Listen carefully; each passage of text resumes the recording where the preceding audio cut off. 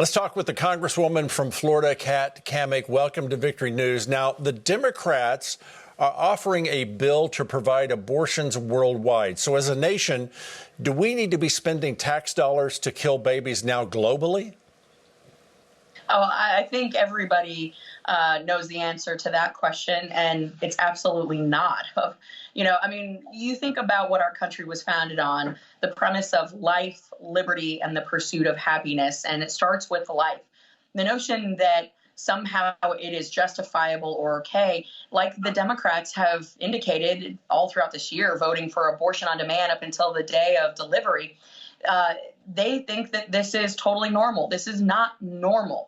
And to advocate it here at home is one thing. To continue to advocate and push around the globe is quite another. At the end of the day, I think that we as conservatives, we need to take a firm stand, draw that line in the sand, and never waver. A life is a life, and we need to be never, ever wavering in the fact that just because it is not happening on our shores doesn't mean that we can't be vocal about continuing to support life abroad. Now, your party, the Republicans, offered a bill to protect pro-life pregnancy clinics and churches from attackers. How in the world did America reach a need for that? It's pretty awful what's happening, of course, with over 2,700 pro-life pregnancy crisis centers around the country designed to really help women in need. They do an incredible job in supporting women and really taking in difficult situations and helping people navigate that. To see the assault on these incredible pro-life advocates and the many volunteers, by the way, who work within these clinics and in these spaces, it breaks your heart.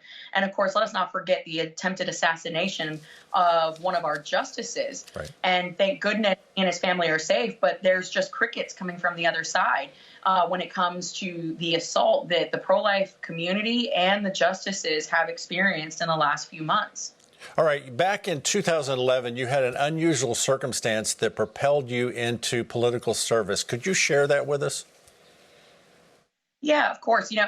I didn't really plan a life in the public service. I felt a calling into business and to taking over our family business, but big government got in the way. Back in the late I think it was 2009, 2010, there was a bill that was passed up here in Washington, D.C. that nobody bothered to read. And essentially what it did was incentivize banks to push people into foreclosure and to take their property. And the reason they did that is they were incentivized by big government to do so. So my family, along with about 7 million people over the span of 5 years, we lost our homes. And at the time, I really couldn't wrap my head around how government was so harmful and hurtful. I was just getting out of college. We spent several months homeless. And that's when I made the decision that it's not enough to get out and vote. We have to have a seat at the table. We have to continue this fight, because if you don't read the bills and you don't know what's in them, you are really a liability in terms of putting your constituents at risk. There's so many sneaky things that get put into this bill. And my family, we were victim to one of those. So my goal is to make sure that there are no more families out there that fall prey to big government overreach and policies. Well, thank you for doing that. I want you to listen to President Joe Biden realize he gets a realization of why Americans think we're in a recession. Watch this. It's like, whoa, I feel worse off. But then again, I didn't get a check for $8,000 from the government. They're just, among other things. Does that make any sense to anybody, or is it just me? So, Congresswoman, are Americans really feeling the squeeze of recession because of inflation and the shrinking value of our paychecks? Or is it because we're pouting that we're getting less money from Joe Biden? I don't even know really what to say about that little display there by Biden. I mean, he clearly is just, I'm not even sure. But I will say this. When I go home and I talk to my constituents, folks are concerned. They're making decisions between gas and groceries. I have a tremendous amount of seniors who are on fixed incomes who are really getting squeezed the hardest because you're approaching 10% inflation.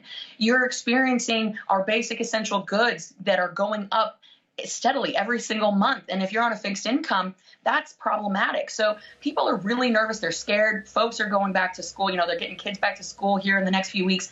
It's costing over $600 per kid for back to school shopping and supplies. If you've got 3 or 4 kids, that's a huge hit. So we need to get very serious about the government.